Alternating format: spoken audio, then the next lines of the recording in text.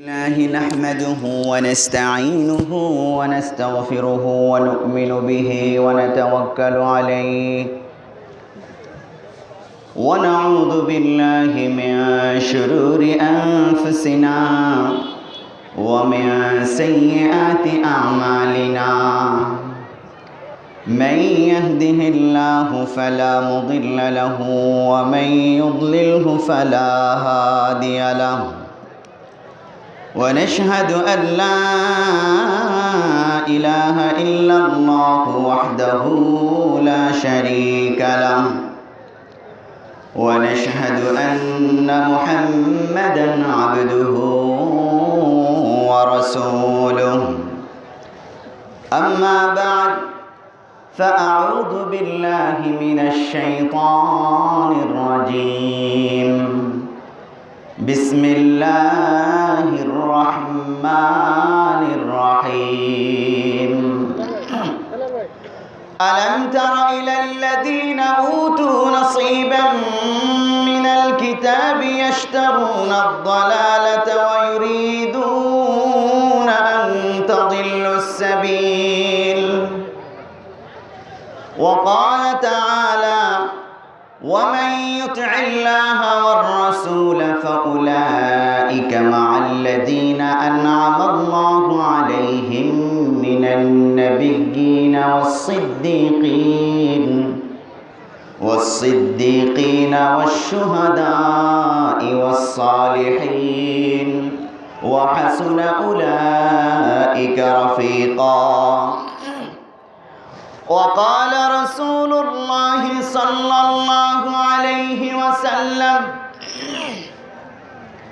إن أمام الدجال سنين خضاعة يكذب فيها الصادق ويصدق فيها الكاذب ويؤتمن الخائن ويخون فيها الأمين ويتكلم الرويبضة من الناس قيل وما الرويبضة يا رسول الله قال الفويسق يتكلم في أمر العامة أو كما قال عليه الصلاة والسلام وقال رسول الله صلى الله عليه وسلم تركت فيكم أمرين لن تضلوا ما تمسكتم بهما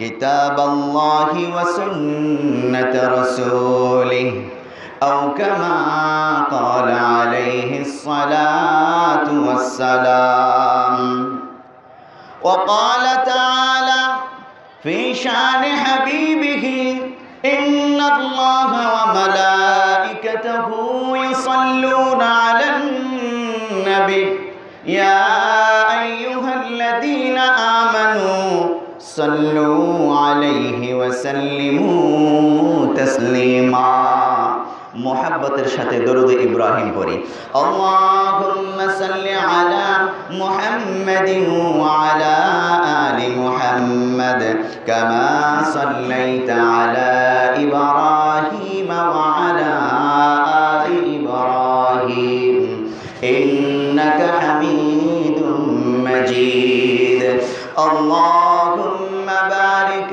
আলা মুহাম্মাদিন ওয়া আলা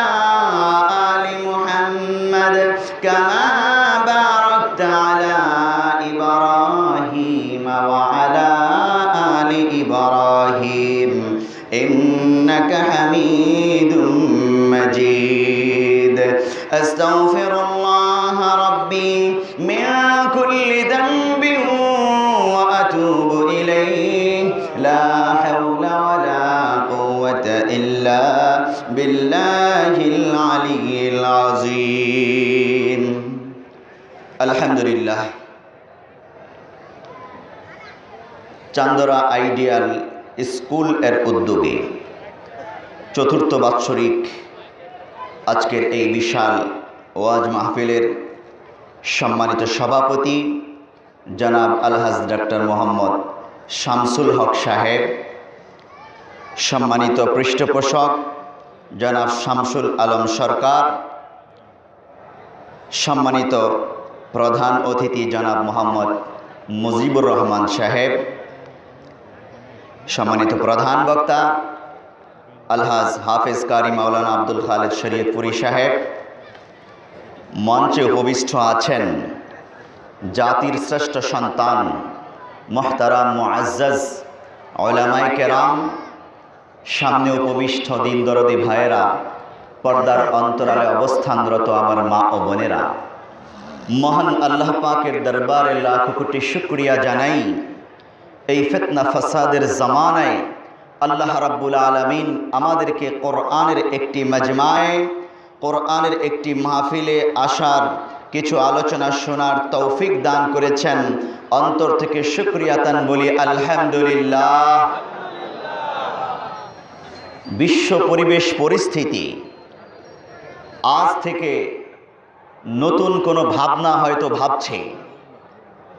আমেরিকার পট পরিবর্তন মুসলিম বিশ্বকে হয়তো ভাবিয়ে তুলেছে, না জানি আমাদের ভবিষ্যৎ দিনগুলো কেমন কাটে। কারণ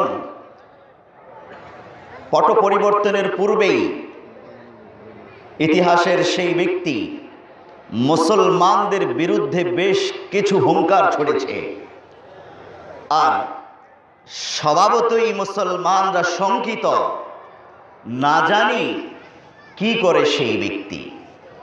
আমরা আল্লাহর দরবারে ফরিয়াদ জানাবো, আল্লাহ রাব্বুল আলামিন যাতে বিশ্ব মুসলিমকে হেফাজত করেন, সবাই বলে আমিন। তবে শঙ্কিত হবার কিছুই নেই, মুসলমানদের ভয় পাবার কিছুই নেই। মুসলমানদের মাঝে যতদিন কোরআন থাকবে, মুসলমানদের মাঝে যতদিন রাসূল করিম সাল্লাল্লাহু আলাইহি ওয়াসাল্লামের বিশুদ্ধ হাদিস থাকবে, ততদিন পর্যন্ত মুসলমানদেরকে কেউ গোমরাহ করতে পারবে না, ততদিন পর্যন্ত মুসলমানদেরকে কেউ পরাজিত করতে পারবে না। আমরা তো দাজ্জাল আগমনের পদধ্বনি শুনতে পাচ্ছি।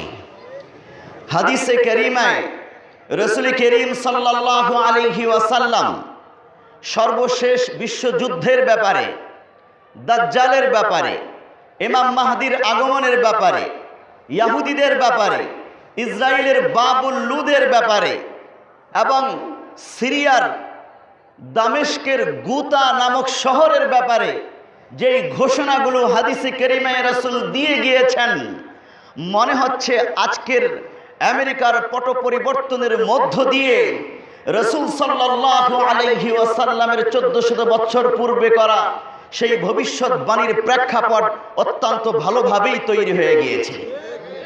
মুসলমানদের জন্য খুশখবরি, রাসূল সাল্লাল্লাহু আলাইহি ওয়াসাল্লাম হাদিসে কারিমায় ইরশাদ করছেন, মুসলিম শরীফের হাদিস 1920 নম্বর হাদিসে রাসূল বলছেন, ইন্নামা আখাফু আলা উম্মতিল আইম্মাতিল মুদিল্লিন লা তাযালু তাইফাতুম মিন উম্মতি আলাল হাক্কি যাহিরিন।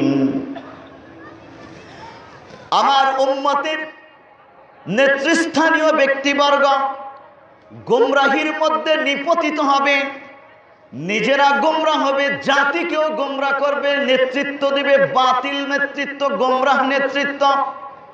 ইন্নামা আখাফু আলা উম্মাতিল আইম্মাতিল মুদিল্লিন লা তাযালু তাইফাতুম মিন উম্মতি আলাল হাক্কি যাহিরিন।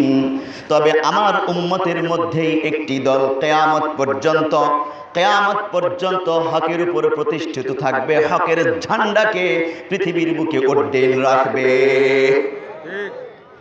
রাসূল সাল্লাল্লাহু আলাইহি ওয়াসাল্লামের যে হাদিসগুলো আছে, আমি আজকে আমার আলোচ্য বিষয় সেটা নয়। আমি যে আয়াতে কারিমা আপনাদের সামনে পাঠ করেছি, সেটার সংক্ষিপ্ত তাফসীর আলোচনা করেই আমি আমার সংক্ষিপ্ত আলোচনা শেষ করব ইনশাআল্লাহ।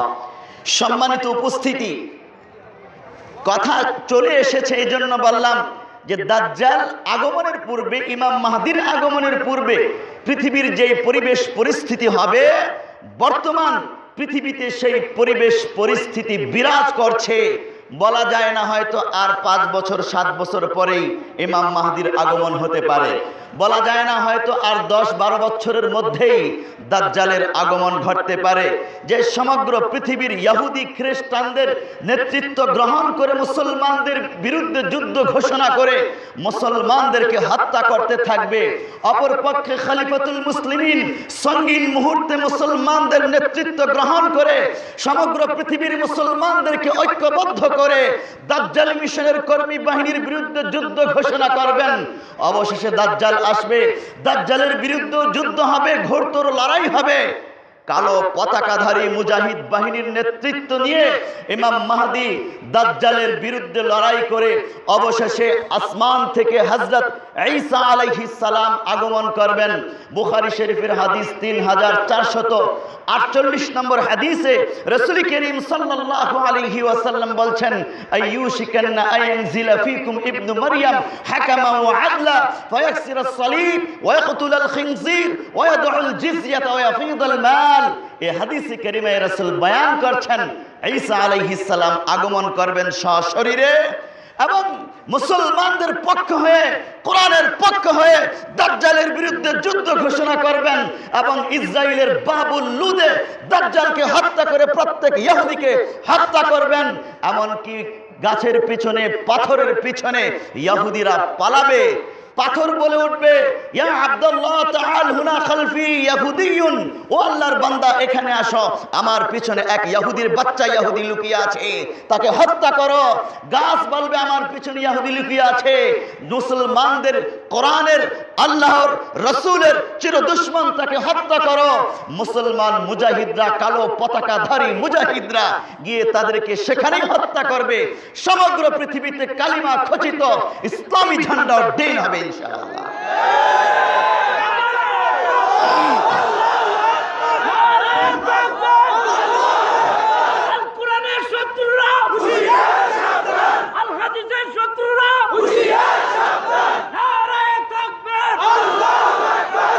সম্মানিত উপস্থিতি, তবে এই বিষয়ের উপর কিয়ামতের আলামত মাহদি ও দাজ্জাল, আজকে এই বিষয়ে সংক্ষিপ্ত শুধু টাচ দিলাম এই জন্যেই যে আজকে আমেরিকার নতুন প্রেসিডেন্টের আগমনের কারণে বিশ্বের অনেক মুসলমান শঙ্কিত। আমি বলতে চাই, রাসূলের হাদিসের এবং ভবিষ্যৎবাণীর আলোকে শঙ্কিত হবার কোনোই কারণ নাই। মুসলমানরা চির উন্নত থাকবে, মাথা উঁচু থাকবে এবং অবশেষে তাদেরই বিজয় হবে ইনশাআল্লাহ। আমি কোরআনুল কারীম থেকে সূরা নিসার 44 নম্বর আয়াতখানা তেলাওয়াত করেছি। সংক্ষিপ্ত তাফসীর পেশ করব, আমার পরে প্রধান বক্তা আলোচনা করবেন, বিস্তারিত আলোচনার আমার সুযোগ নাই। সূরা নিসার 44 নম্বর আয়াতে আল্লাহ রাব্বুল আলামিন আমাদের জন্য সতর্কবাণী উচ্চারণ করেছেন। আল্লাহ তাআলা তৎকালীন ইহুদি এবং খ্রিস্টানদের প্রেক্ষাপট, ধর্মের ব্যাপারে তাদের কর্মকাণ্ড এবং মুসলমানদের ব্যাপারে তাদের চিন্তা চেতনা, পরিকল্পনা, কর্মপরিধি ইত্যাদি বিষয়ে যেহেতু পরিপূর্ণ অবগত ছিলেন, মুসলমানরা পরিপূর্ণ অবগত ছিল না এবং কিয়ামত পর্যন্ত আনেওয়ালা উম্মত হয়তো বেখবর থাকবে। আল্লাহ রাব্বুল আলামিন কোরআনুল কারীমে সূরা নিসায় 44 নম্বর আয়াত নাযিল করে এই আমাদের গাফিল মুসলমানদেরকে সতর্ক করে বলছেন, আলাম তারা ইলাল্লাযীনা উতু নাসীবাম মিনাল কিতাবি ইয়াশতারুনা আদ-দালালাতা ওয়া ইউরিদুনা আন তাদিল্লুস সাবিল। ও নবী, আপনি কি লক্ষ্য করেন নাই ওই সকল ব্যক্তিদের দিকে আল্লাযীনা উতু নাসীবাম মিনাল কিতাব, যাদেরকে আমি আসমানি কিতাব দিয়েছিলাম, যাদেরকে তাওরাত দেওয়া হয়েছিল, ইনজিল দেওয়া হয়েছিল, ইয়াশতারুনা আদ-দালালাতা ওয়া ইউরিদুনা আন তাদিল্লুস সাবিল। ওই ইহুদিরা যাদেরকে তাওরাত দেওয়া হয়েছিল, ওই খ্রিস্টানরা যাদেরকে ইনজিল কিতাব দেওয়া হয়েছিল তারা তাদের সেই কিতাবকে বিক্রি করে ফেলেছে, তারা হেদায়েতকে বিক্রি করে ফেলেছে, গোমরাহিকে খরিদ করে নিয়েছে, তারা গোমরাহ হয়ে গিয়েছে, পথভ্রষ্ট হয়ে গিয়েছে, তাদের কিতাবকে পরিবর্তন করে ফেলেছে, আল্লাহর দেয়া ধর্মকে পরিবর্তন করে ফেলেছে, আসমানি কিতাবকে পরিবর্তন করে ফেলেছে, নবীর আদর্শকে ধ্বংস করে দিয়েছে। ইয়াশতারুনা আদ-দালালাতা ওয়া ইউরিদুনা আন তাদিল্লুস সাবিল। তারা নিজেরা যেহেতু ধ্বংস হয়ে গিয়েছে, নিজেরা যেহেতু গোমরাহ হয়ে গিয়েছে, মুসলমানদেরকেও হেদায়েতের রাস্তায় থাকতে দেবে না, মুসলমানদেরকেও শান্তিতে থাকতে দেবে না, মুসলমানদেরকে গোমরাহ করার জন্য তারাও বিভিন্ন পরিকল্পনা প্রণয়ন করবে। ঠিক কিনা বলেন? আল্লাহ তাআলার কথা কি মিথ্যা? মিথ্যা নয়। আজ থেকে 1400 বছর পূর্বে আল্লাহ রাব্বুল আলামিন ইহুদিদের এবং খ্রিস্টানদের ষড়যন্ত্রের ব্যাপারে, কুটচালের ব্যাপারে এই আমাদের মুসলমানদেরকে সতর্ক করেছেন। আমরা সেই ইহুদিদের চক্রান্ত রাসূল সাল্লাল্লাহু আলাইহি ওয়াসাল্লামের যুগ থেকে দেখছি। এখন তো সেটা আরো প্রকট। রাসূলকে হত্যা করার জন্য বনি নাজির এবং বনি কুরাইজা ইহুদিরা মদিনার কয়েকবার চেষ্টা করেছে। আল্লাহ তাআলা রাসূলকে হেফাজত করেছেন। মুসলমানদেরকে সমূলে ধ্বংস করার জন্য, মদিনার ইসলামী রাষ্ট্রকে ধ্বংস করার জন্য তৎকালীন ইহুদিরা, খ্রিস্টানরা সম্মিলিত প্রচেষ্টা চালিয়েছে তৎকালীন মূর্তি পূজকদের সাথে ঐক্যবদ্ধ হয়ে। কিন্তু মুসলমানরা বিজয় লাভ করেছে তাদের ঈমানি দৌলতের কারণে, তাদের কোরআন নামক মহা সম্পদের উপর ঐক্যবদ্ধ থাকার কারণে। আজকে মুসলমানদেরকে মারতেছে, আজকে মুসলমানদেরকে নিয়ে ছিনিমিনি খেলতেছে ইহুদি খ্রিস্টানরা। একটাই কারণ, কোরআনের উপর আজকে মুসলমানরা ঐক্যবদ্ধ নাই। সততা বিচ্ছিন্ন হওয়ার কারণে তারা সুযোগ পেয়ে গিয়েছে আর আমাদেরকে নিয়ে বিভিন্ন খেলা তারা খেলতেছে। বাংলাদেশকে নিয়ে একরকম খেলা খেলতেছে, পাকিস্তানকে নিয়ে আরেক রকম খেলা খেলতেছে, এমনি করে ইরানকে নিয়ে আরেক রকম খেলা খেলতেছে, সৌদি আরবকে নিয়ে একরকম খেলা খেলতেছে, আমেরিকা, ইসরায়েল, ব্রিটেন, রাশিয়া সহ সমগ্র কুফরি শক্তি আজকে মুসলমানদেরকে নিয়ে বিভিন্ন খেলায় মত্ত। আমরা মুসলমানরা ঘুমে বিভোর। জাগার সময় হয়েছে, ঘুমিয়ে থাকা যাবে না। আমলকে মজবুত করুন, কোরআনের উপর আস্থা বিশ্বাস রাখুন, কোরআনকে কেন্দ্র করে ঐক্যবদ্ধ হন। পৃথিবীর কোনো শক্তি নাই মুসলমানদেরকে মারবে। আজকে আরাকানে আমাদের পার্শ্ববর্তী রাষ্ট্র বার্মায় মুসলমানদেরকে হত্যা করা হচ্ছে, আগুনে পোড়ানো হচ্ছে।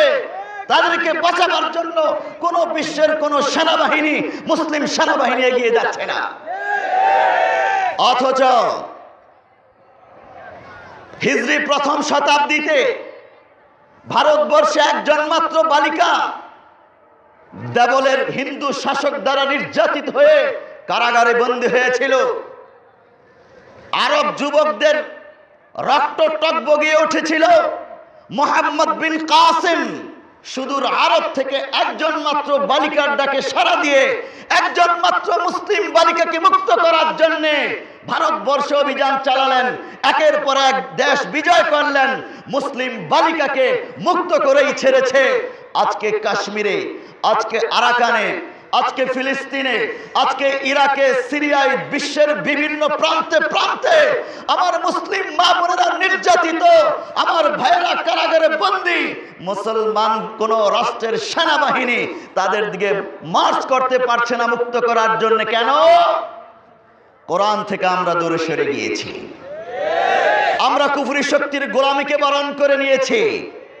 আমরা রাসূলের আদর্শের উপর আস্থা হারিয়ে পাশ্চাত্যের সভ্যতার উপর চলতে শুরু করেছি।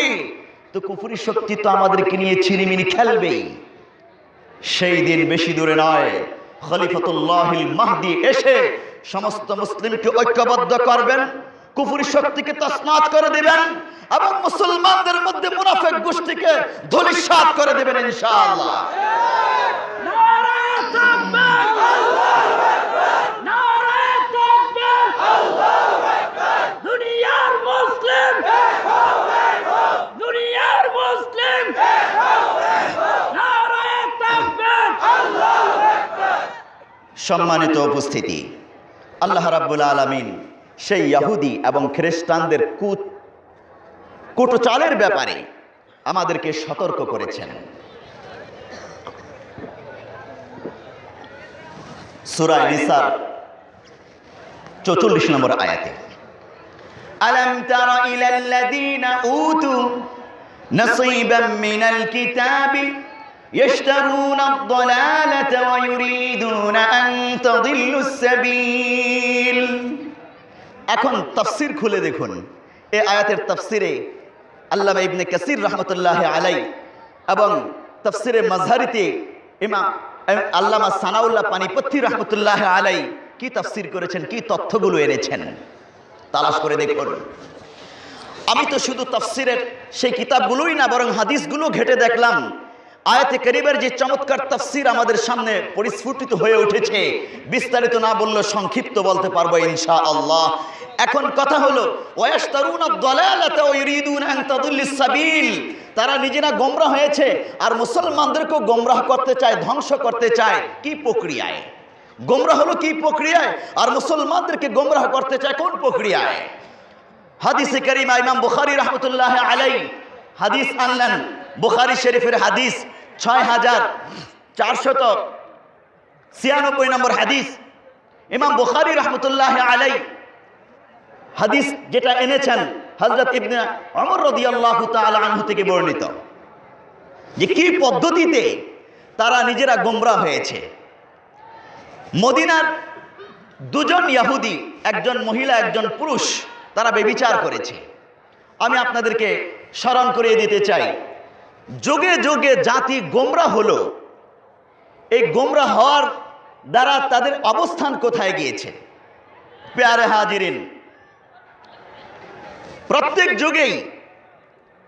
যুগের যারা ক্ষমতাবান ছিল, পোপ পাদ্রী ছিল, তারা তাদের স্বার্থকে টিকিয়ে রাখার জন্যে এবং ক্ষমতাবানদের একটু ভালো পজিশনে রাখার জন্যে ধর্মীয় গ্রন্থের আইন কানুনকে তারা পাল্টে দিয়েছে। ইহুদি এবং খ্রিস্টানরা, ইহুদি খ্রিস্টানদের সাধারণ নাগরিক নয়, যারা কিতাবের পণ্ডিত ছিল, পোপ পাদ্রী, তারাই সর্বপ্রথম এই জঘন্যতম অপরাধ অন্যায় কর্ম শুরু করলো। বুখারী শরীফের সেই হাদিসের দলিল দেখুন। রাসূল করিম সাল্লাল্লাহু আলাইহি ওয়াসাল্লাম এর কাছে বিচার আসলো, একজন ইহুদি মহিলা এবং একজন ইহুদি পুরুষ বিবাহিত, তারা জিনা ব্যভিচার করেছে। রাসূল মদিনার রাষ্ট্রের প্রধান ছিলেন, তার কাছে বিচার আনা হলো। রাসূল এবার ফয়সালা করবেন, হুকুম করবেন বিচারে। জিজ্ঞেস করলেন ইহুদি পণ্ডিতকে, আচ্ছা তোমাদের তাওরাত কিতাবে একজন পুরুষ এবং মহিলা, বিবাহিত পুরুষ মহিলা যখন ব্যভিচার করবে তার শাস্তি কি আছে বলো তো দেখি। তারা বলতে লাগলো, আমাদের তাওরাত কিতাবে শাস্তি এইরকম আছে যে ওই পুরুষ ওই মহিলাকে চেহারাকে কালি মেখে কালো করে দাও, মাথাটা মুন্ডিয়ে টাক্কু করে দাও, তারপরে বাজারে ঘুরাও। এটাই তার অপমান আর এটাই তার শাস্তি। আমাদের নবী, প্যারা নবী মুহাম্মদুর রাসূলুল্লাহ সাল্লাল্লাহু আলাইহি ওয়াসাল্লাম জানতেন তাওরাতের যেই বিধান আল্লাহ তাআলা দিয়েছেন, কোরআনও সেই একই বিধান দিয়েছেন। সুবহানাল্লাহ বলেন। যে আল্লাহ রাব্বুল আলামিন কোরআন নাজিল করেছেন, সে আল্লাহ তাআলা তাওরাত নাজিল করেছেন, সুতরাং ইহুদিরা মিথ্যা বলছে। রাসূল সাল্লাল্লাহু আলাইহি ওয়াসাল্লাম বললেন, আনো তোমাদের তাওরাত। নিয়ে আসলো। হযরত আব্দুল্লাহ বিন সালাম রাদিয়াল্লাহু তাআলা আনহু, তিনি ইহুদি ছিলেন এবং কিতাবের হাফেজ ছিলেন, তাওরাত কিতাবের হাফেজ ছিলেন, পণ্ডিত ছিলেন। তিনি মুসলমান হয়ে গিয়েছেন। আব্দুল্লাহ বিন সালাম তিনি কিতাবের ব্যাপারে জানতেন। রাসূলের কানে কানে বললেন, ইয়া রাসূলুল্লাহ, ওই ইহুদি মিথ্যা বলছে। রাসূল বললেন, আনো তোমাদের কিতাব। তাওরাত কিতাব নিয়ে আসা হলো। এবার বললেন, পড়ো দেখি। রাসূল তো নিজে পড়তে জানতেন না, কি লেখা আছে সেটাও বুঝতেন না। ইবনে সুরিয়া একজন ইহুদি, সে ওই তাওরাত কিতাব পড়তে শুরু করলো। এক যুবক ইহুদিদের পড়তে পড়তে যখন সেই শাস্তির কথাটা আসছে যেখানে, ওখানে একটু হাত দিয়ে আড়াল করে আগে পিছের লাইনগুলো পড়তে শুরু করেছে। হযরত আব্দুল্লাহ বিন সালাম রাদিয়াল্লাহু তাআলা বলছেন, ইয়া রাসূলুল্লাহ, ওর হাতের নিচে লুকিয়ে আছে। রাসূলও জানতেন ওর হাতের নিচে আসল বিধানটা লুকিয়ে আছে। হযরত রাসূল করিম বললেন, আঙ্গুল সরাও, হাত সরাও, নিচে কি আছে সেটাও পড়ো। যখন দেখা গেল নিচে সেই লেখাটা পড়তে শুরু করলো যে একজন বিবাহিত নারী পুরুষ যখন ব্যভিচার করবে তখন পাথর মেরে তাকে হত্যা করা হবে, এই হলো তার শাস্তি, এর বাহিরে অন্য কোনো শাস্তি ওখানে লেখা নাই। তাহলে ইহুদি পণ্ডিত পাদ্রী পোপ যে বলল মুখে কালি মাখানো, মাথা মুন্ডন করা আর বাজার ঘোরানো এটাই তার শাস্তি, এই কথা তারা কেন বলল? তাফসীর গ্রন্থগুলো খুঁজে দেখুন, হাদিস গ্রন্থের ব্যাখ্যা গ্রন্থগুলো খুঁজে দেখুন, সেখানে লিখেছে হযরত আল্লামা ইবনে কাসির রাহমাতুল্লাহ আলাইহি তার তাফসীর ইবনে কাসিরের মধ্যে লিখেছেন, ইহুদিরা যখন দেখতো যে তাদের কোন সম্ভ্রান্ত ব্যক্তি, ক্ষমতাধর ব্যক্তি এরকম কোন গুনাহ করে ফেলেছে, এরকম কোন অপরাধ করে ফেলেছে, তখন তারা করত কি? টাকার পোটলা নিয়ে রাতের বেলা তার কাছে যাইতো আর বলতো, তোমাকে এই টাকা দিলাম, আরো যত লাগে নাও, আগামীকালকে বিচারটা যাতে আমার পক্ষে আসে। টাকার পোটলা পেয়ে আগামীকাল এই রাতের মধ্যেই তারা তাওরাতের এবং কিতাবের আইন কানুন পাল্টে দিতে শুরু করলো। যেই পৃষ্ঠার মধ্যে সেই আইনটি ছিল ওটাকে পাল্টে দিয়ে নতুন পৃষ্ঠা লাগিয়ে তারা পরের দিন ঘোষণা করতো, সেই পোপ পাদ্রী এটার শাস্তি হলো এটা, সুতরাং ওকে এরকম 10টা চটকানা লাগাও, কান ধরে উঠবস করাও অথবা কালি মাখিয়ে ঘুরাও, বাস এতটুকুনি তার শাস্তি। এইভাবে টাকা খেয়ে নিজের স্বার্থে, ক্ষমতাবান ব্যক্তিদের স্বার্থে মানুষের উপর জুলুম করেছে আর আল্লাহর কিতাবকে তারা পরিবর্তন করেছে। তখন থেকেই রাষ্ট্রে এবং সমাজে বেইনসাফি এবং জুলুমের বিস্তার লাভ করতে শুরু করেছে।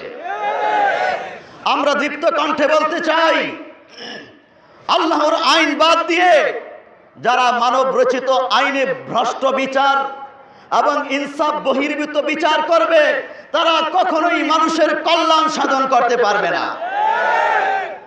আল্লাহর আইন বাদ দিয়ে মানব রচিত বাতিল আইনে যত চেষ্টা করা হোক বিশ্বের শান্তি ফিরিয়ে আনার জন্যে, রাষ্ট্রের শান্তি ফিরিয়ে আনার জন্যে, কখনোই সেটা সম্ভব হবে না। যদি শান্তি ফিরিয়ে আনতে চাও ব্যক্তি জীবনে, পরিবার জীবনে, সমাজ জীবনে, কোরআনের কাছে চলে আসো। কোরআনের আইন সমাজে, পরিবারে, রাষ্ট্রে, আদালতে বাস্তবায়ন করো। আগামীকাল থেকেই আমাদের দেশ জান্নাতের বাগানে পরিণত হবে।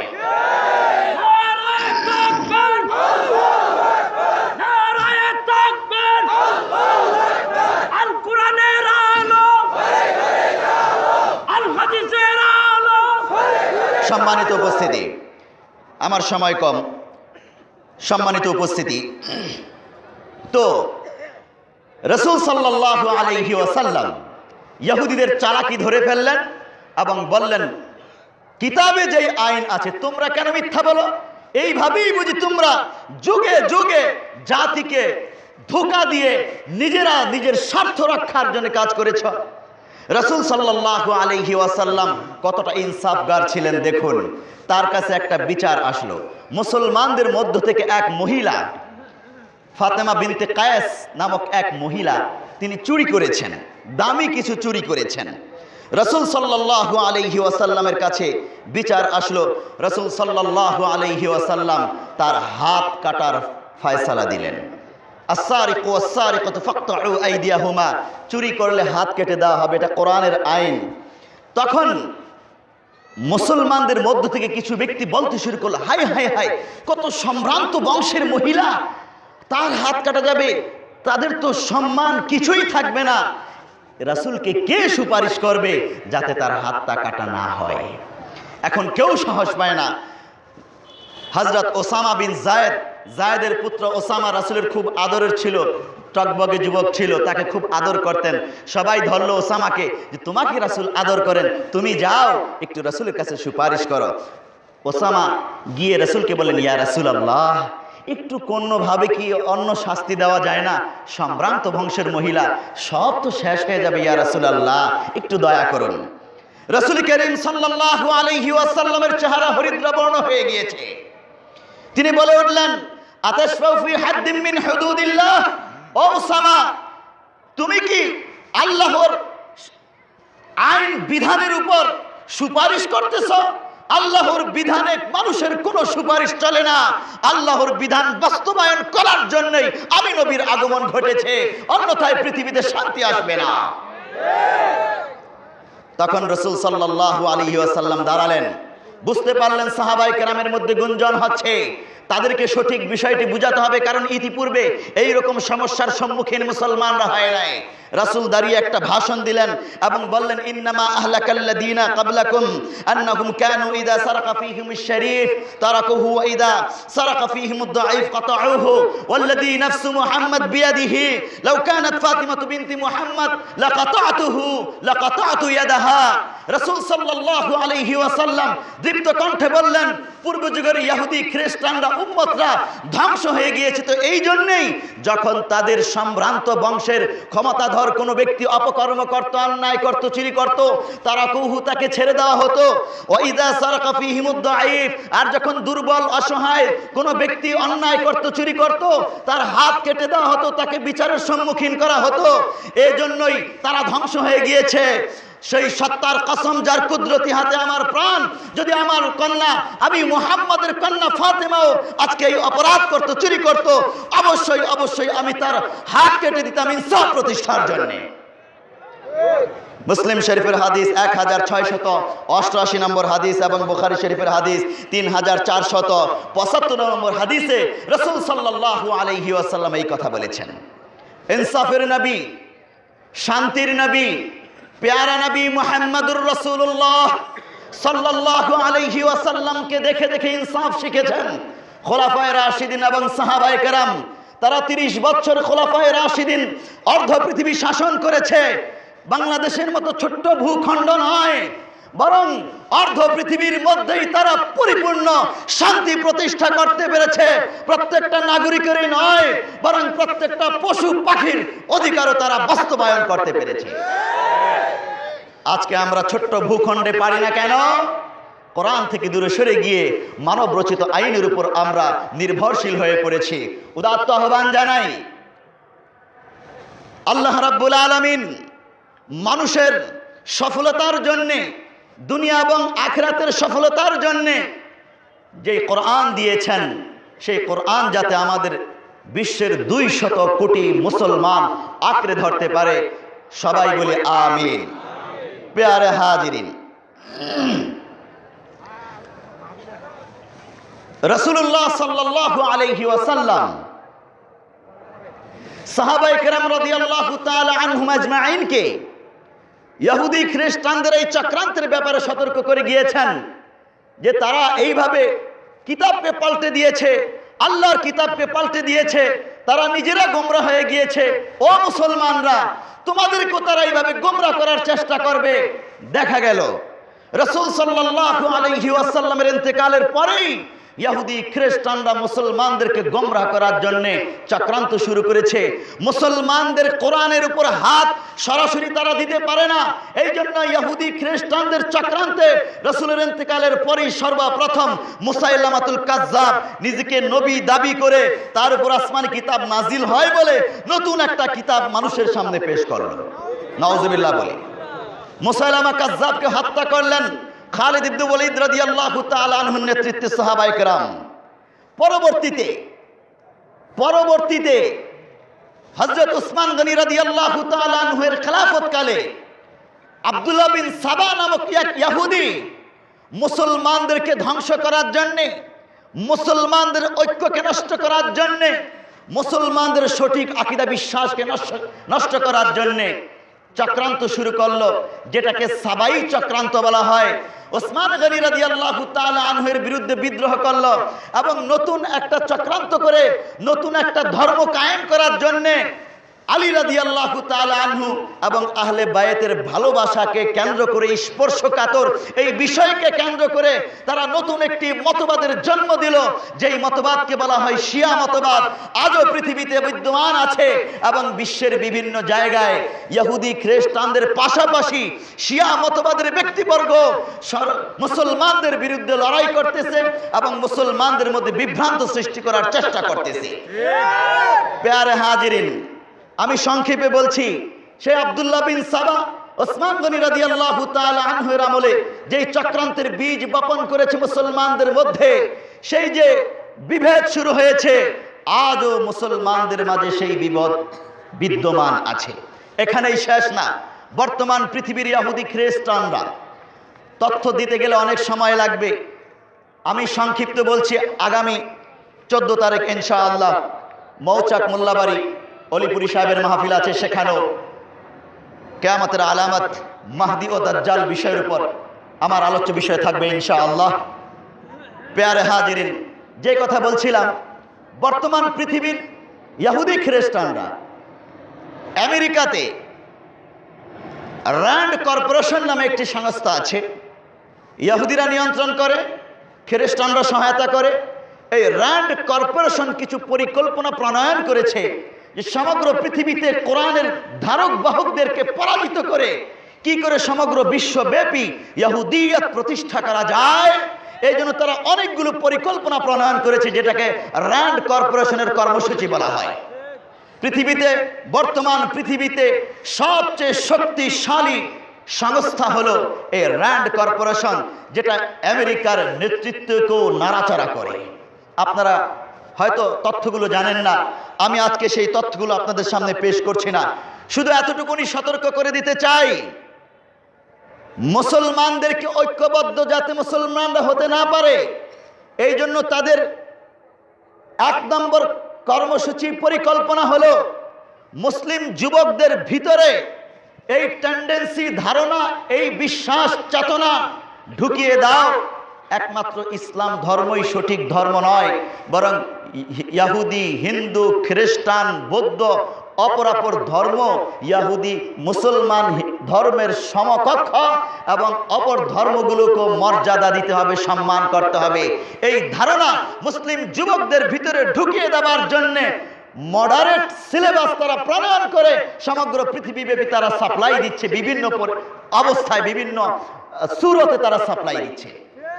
তারা আরেকটি পরিকল্পনা যেটা করতেছে মুসলিম বিশ্বের মধ্যে, মুসলমান রাষ্ট্রদের মধ্যে, সেখানে তারা ইসলামিক স্কুল প্রতিষ্ঠা করে ছাত্রছাত্রীদেরকে এমন কিছু বিষয়, ইসলামী বিষয় শিখাচ্ছে, কিন্তু 2-1টা বিষয় এমন ছেড়ে দিচ্ছে যেগুলো মুসলিম ছাত্রছাত্রীরা বিভ্রান্ত হয়ে ওলামায়ে কেরাম এবং কোরআনের আইন কানুনের ব্যাপারে নেতিবাচক ধারণা পোষণ করে যেগুলো এখন করতেছে। আরো কিছু পরিকল্পনা যেটা তারা করতেছে, সমগ্র বিশ্বের মুসলমানদেরকে বিচ্ছিন্ন রাখার জন্যে প্রিন্ট মিডিয়া, ইলেকট্রনিক্স মিডিয়াতে তারা ধর্মকে কেন্দ্র করে বিভিন্ন বিতর্ক সৃষ্টি করবে, আর মাযহাবকে কেন্দ্র করে বিভিন্ন রকমের বিতর্ক তৈরি করে দিয়ে মুসলমানদেরকে ঝগড়া ফাসাদে লিপ্ত রাখবে।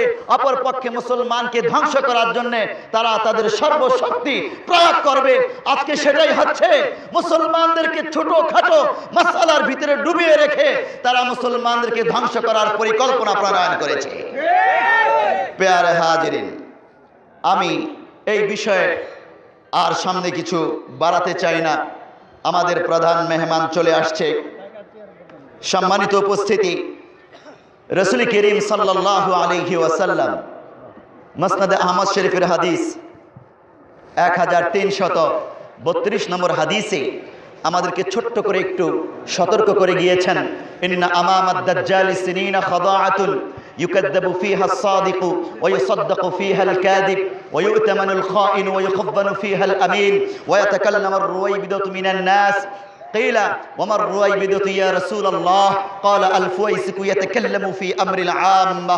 রাসূল করিম সাল্লাল্লাহু আলাইহি ওয়াসাল্লাম বলছেন, দাজ্জাল আগমনের কয়েক বছর পূর্বে পৃথিবীর প্রেক্ষাপট, পরিবেশ, পরিস্থিতি এমন হবে,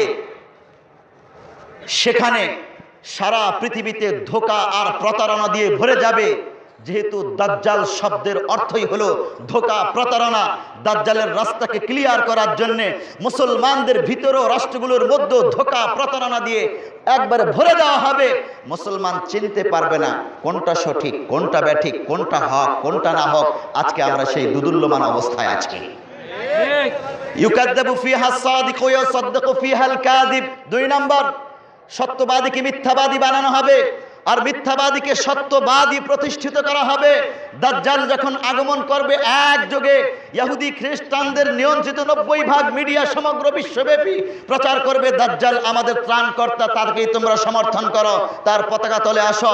অপরপক্ষে খলিফাতুল্লাহিল মাহদিকে সন্ত্রাসী, জঙ্গি, মৌলবাদী বলে তাকে মুসলমানদের থেকে দূরে সরানোর চেষ্টা করা হবে।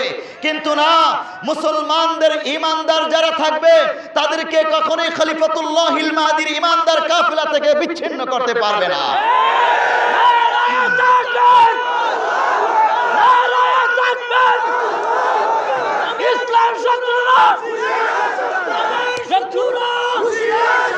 হ্যাঁ, থামি ভাই থামি।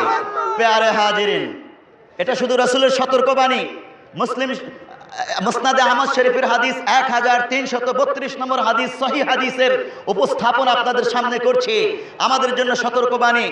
ঠিক তেমনি করে রাসূল সাল্লাল্লাহু আলাইহি সাল্লাম বলছেন, এমন ব্যক্তিদেরকে দায়িত্ব অর্পণ করা হবে, বড় বড় ক্ষমতাধর রাষ্ট্রের মধ্যে ক্ষমতাধর ব্যক্তি হিসেবে বসিয়ে দেওয়া হবে, যারা হবে পৃথিবীর মধ্যে, সমাজের মধ্যে সবচেয়ে ফাসিক, ফুজ্জার এবং সবচেয়ে পাপিষ্ঠ, নাফরমান ব্যক্তি।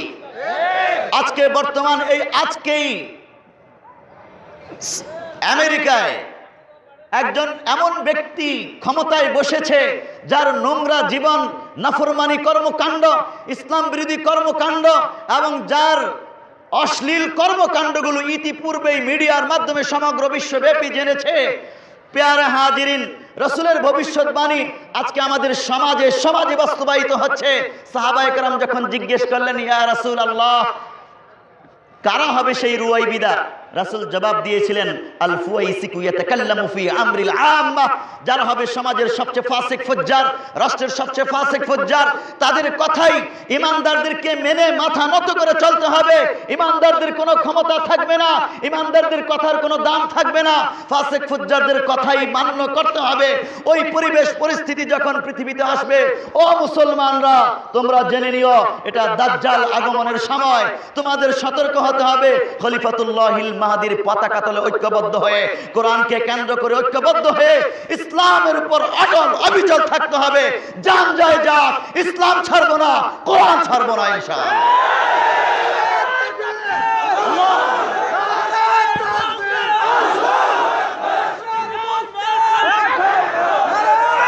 সম্মানিত উপস্থিতি, এই বলেই আমি আমার আলোচনা এখানেই সমাপ্ত করছি। আল্লাহ তাআলা আমাদেরকে এর উপর আমল করার তৌফিক দান ফরমান। আগামী 16 এবং 17 নভেম্বর চন্দ্রা দারুল উলুম মাহমুদনগর মাদ্রাসায় দুদিন ব্যাপী ঐতিহাসিক মাহফিল অনুষ্ঠিত হবে। আল্লামা আহমদ শফি সাহেব, মাহমুদুল হক সাহেব আসতেছেন।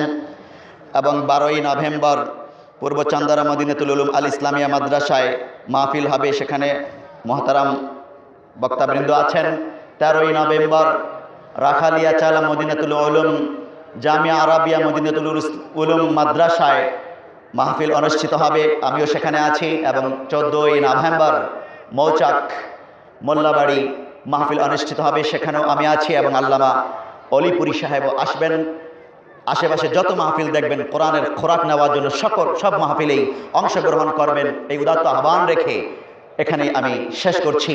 ওয়া আখিরু দা'ওয়ানা আনিল হামদুলিল্লাহি রাব্বিল আলামিন।